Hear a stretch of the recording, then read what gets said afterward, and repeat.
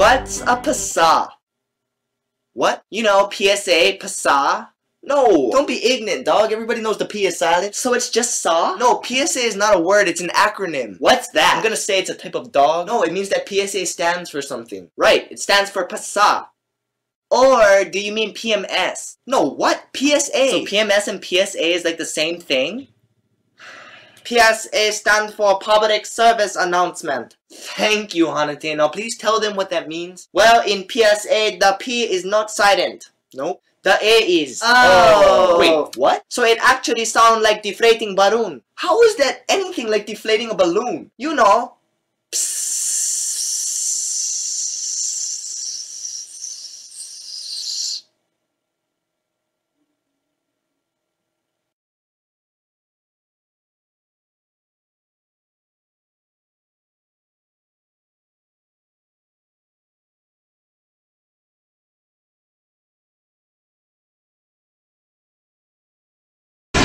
We're on spring break! Woohoo! We get to spend an entire week on the beach with our best friends. I mean, there's only one more of these. One more? Speak for yourself. And then they kick us out into the harsh reality of 40-hour work weeks. 40 hours? Wake up, Mary Tyler Moore. Try 80. In cubicles with 2 weeks vacation. By the way, did I tell you I'm switching my major? Anatomy was fun, but less hands-on than I expected.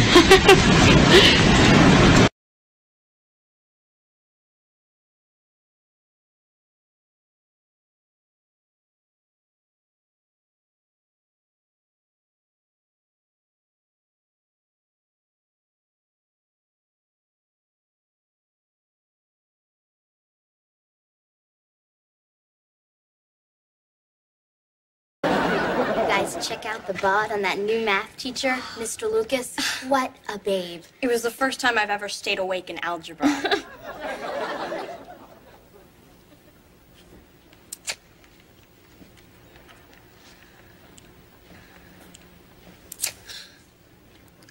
I better not. How come? I'm trying to quit. You should have seen my last chest x-ray. Sixth graders are terminally pathetic. Uh-oh, there's the bell. We better get going. Uh-oh. The bell. Uh-oh. Hey, give her a break. She's a good kid. Oh, yeah? Then why don't you go be a good kid with her? Give me a light. Where'd you find that dweeb?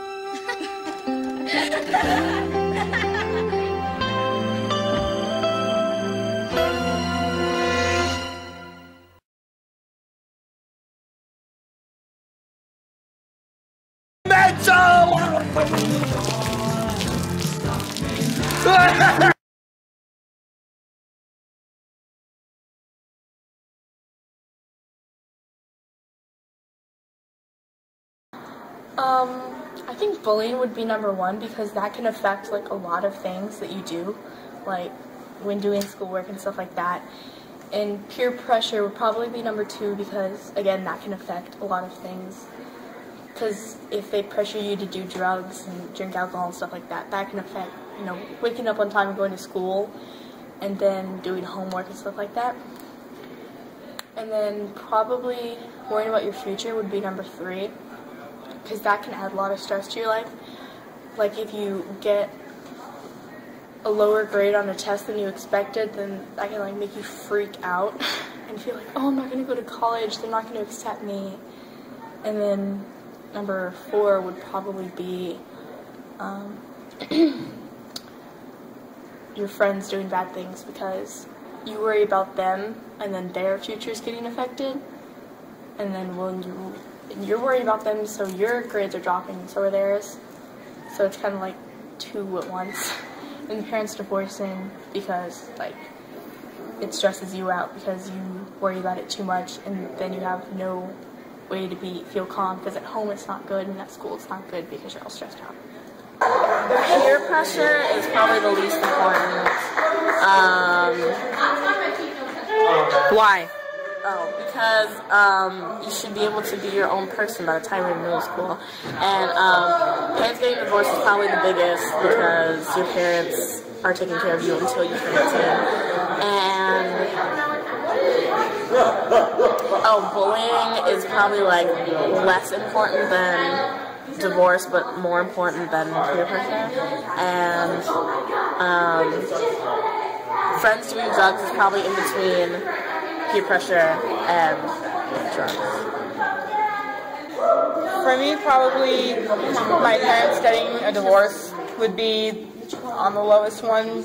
Like, it'd be disappointing because they've been together for so long, but I'm old enough that I know it's their problem, really, and they have to work it out, and if that's what they feel is good for them. I mean, I have my own life. I don't feel it's my fault anymore. I'm too old to decide. I guess after that, it's friends doing drugs, bad things. If it's just like kind of milder stuff, then I won't really care, but if they get really addicted, then it would probably be higher. Probably peer pressure? No, stop that. Peer pressure would probably go below parents because I do not really listen to my peers. I tend to just do my own thing. And after that, I think is bullying probably is one of the most. Bullies kind of take all forms, and they can get you from really anything, and you can be bullied in even like the most insignificant ways, and it impacts you a lot more than you think it does. And then the fifth thing was worrying about the future. Probably the stage of my life right now, that's what I'm the most worried about right now, because I have like bunches of things to do with all sorts of dates and deadlines and looking for jobs, and it's just very scary because you realize that you're not going to be able to just like live at home with your parents forever, and you're going to have actual responsibilities and stuff. So I guess that's what I would pick. So. Wow, those are all good. I'd say number one, friends do bad things. Okay.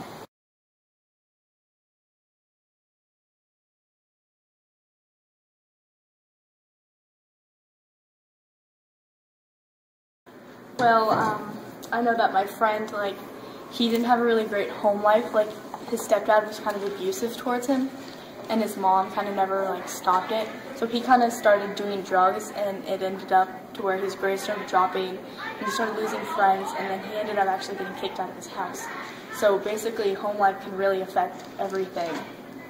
Well, one time I saw all these girls like huddled in a corner, and this other girl was like at her locker, and then they all like went up to her and like started talking about her right in front of her, and this other person kind of stayed behind, but she kind of joined the group after a while because all of her other friends were doing it.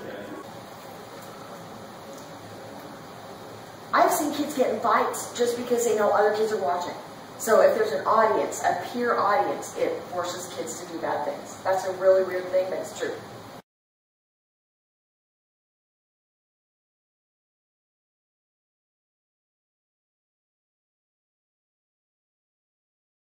Probably just studying and homework, because we have a lot more of it now than people back in like the 70s and 60s. So it causes more stress because sometimes we can't get it all done because we have other stuff like work and family matters.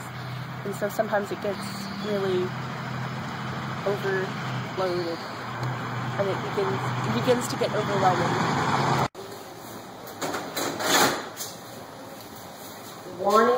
Wanting to fit in, wanting to find someone that they don't feel, wanting not to feel lonely, to feel like you're like everyone else, like you're cool.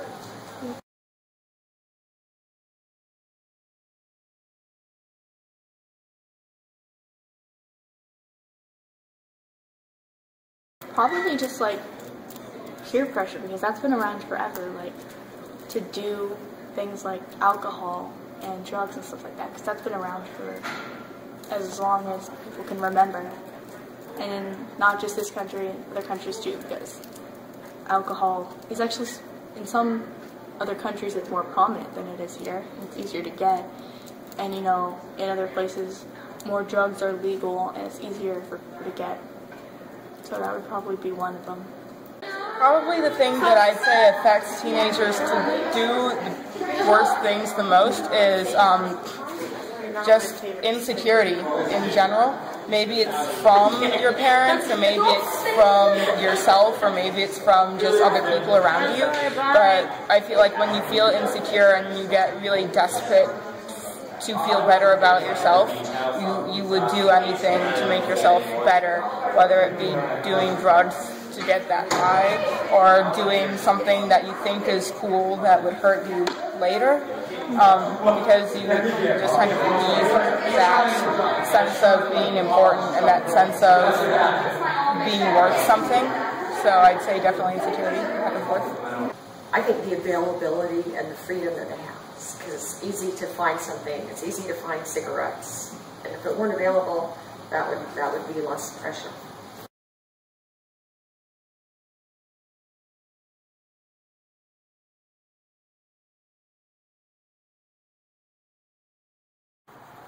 Probably pretty often, because I'm always scrolling through like Facebook and seeing people talk about things that they've done, like, oh, I just shot up some coke, and it's like, it's not really good for you. And then some are like talking about, oh, I think I'm gonna skip work today, just hang out with my boyfriend, and it's like, well, it's not good for your future. So I feel like people aren't very aware of what's going to happen with their decisions. Oh gosh, I'd say maybe 50% of teenagers regret, and I'm saying mostly because they don't think of the distant future, they just think of the near future. Oh, if you hear this, I must have made it through. Oh, when the clouds above open up to my window, I'll see the sky still